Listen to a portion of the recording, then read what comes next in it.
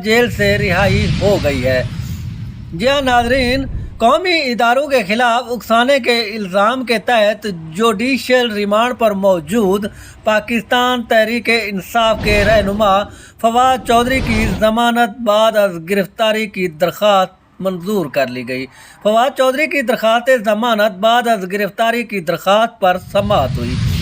Additional session जज फैज़ान हैदर गिलानी ने PTI रहनुमा की दरख्वास्त ज़मानत बाद अज़ गिरफ्तारी पर समाअत की।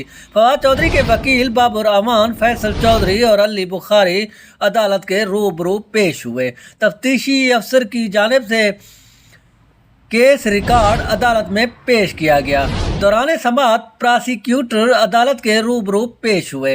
वकील बाबर अमान ने दरख्वास्त ज़मानत पर दलाइल देते हुए कहा कि secretary election commission Umar Hameed मुद्दाए मुकदमा है, रिटायर्ड ब्यूरोक्रेट हैं। इलेक्शन कमीशन के सेक्रेटरी अनफरादी तौर पर खुद रियासत नहीं है। उन्होंने मौके पर बनाया कि मेरा सवाल है कि क्या इलेक्शन कमीशन हुकूमत ही किसी को कहना कि तुम्हारे खिलाफ कार्रवाई करूँगा का मतलब धमकी देना नहीं। बगावत की दफ़ा अनफरादी तौर पर कुछ नहीं, बगावत की दफ़ा को सियासी रंग दिया गया है। इनका कहना था कि इस दौरान इलेक्शन कमीशन के वकील साद हसन भी अदालत में पेश हुए। लगाने को तो मुकदमे में कत्ल की दफ़ा भी लगा सकते थे। केस साबित होने पर इन दफ़ात पर 10 से 15 साल की सज़ा हो सकती है। इन दफ़ात पर कम से कम 3 साल सज़ा दी जा सकती है। फवाद चौधरी को झूठे केस में नामजद किया गया। बाबर अवान ने बताया कि फवाद चौधरी पर लगी दफ़ात पर अदालतों के कम फैसले मौजूद हैं। आजकल जो केसेस बन रहे हैं इसके बाद चंद अदालतों के फैसले आए हैं। इस मौका पर जज की जानिब से वकील बाबर अमान को मुकदमा पढ़ने की हिदायत की गई। जज ने रिमार्क दिए कि फवाद चौधरी ने मुकदमे के एक मखसूस हिस्से तक तनकीद की।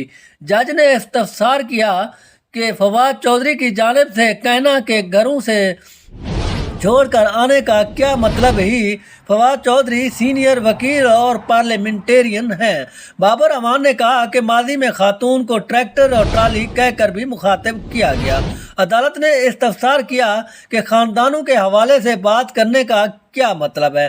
पाकिस्तान में शरह ख़ानदगी आपको पता है क्या है और सियासी शख्सियत का ऐसी बात करने का क्या मतलब है।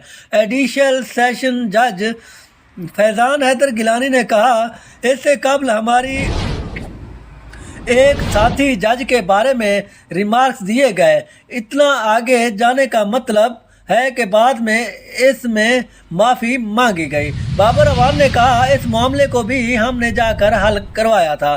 प्रोसिक्यूटर ने कहा कि आज़ादी इज़हार राय का मतलब किसी शख्सियत का कबाड़ा करना नहीं होता। इलेक्शन कमीशन के मुलाजिम को मुंशी बना दिया गया।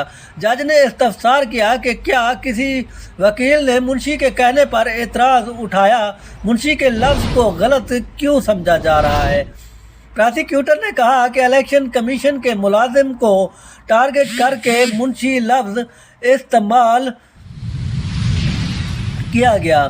पुलिस की जानिब से डॉक्यूमेंट्री शवाहिद इकट्ठे किए गए। अदालत ने रिमार्क दिए कि अपने बयान से तो फवाद चौधरी इनकारी नहीं। प्रोसिक्यूटर ने कहा कि फवाद चौधरी ने प्रोग्राम में कहा, इस मुल्क में जो बगावत है वो तो फ़र्ज है। वकील इलेक्शन कमीशन ने कहा कि मुल्क में इस्तेहकाम नहीं। इस दौरान अवाम को उकसाना ठीक नहीं।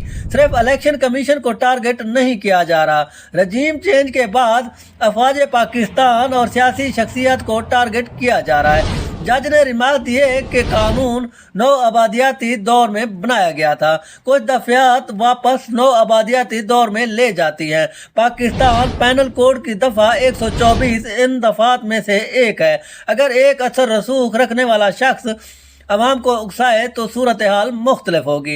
इलेक्शन कमीशन के वकील ने दलाइल मुकम्मल करते हुए फवाद चौधरी की दरख्वास्त ज़मानत की मुखालफत की, जबकि वकील बाबर अवान ने जवाब में कहा कि तफ्तीश के दौरान प्रोसिक्यूशन ने आलम सवाती के साथ جو کیا وہ سامنے ہے۔ اخلاقیات کی بات کرتے ہیں آدم سواتی کو اس کی اہلیہ کے ساتھ ویڈیو بھیجی۔ انہوں نے کہا پراسیکیوشن اب نیا مدعی ڈھونڈ رہی ہے تاکہ کسی نئے ادارے کی توہین ہو۔